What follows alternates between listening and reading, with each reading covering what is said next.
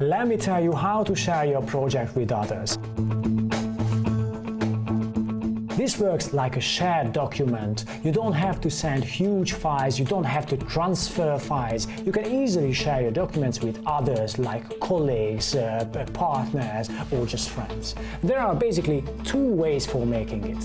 One is here in the sidebar. Right-click on the project and select Share. The other one is here in the toolbar. This is the Share icon. Just click on it and a new window will open up. Here you can write the email address of the user you want to share with and also set the permissions of the invited user. With editor permission, the invited user can edit metadatas or download files.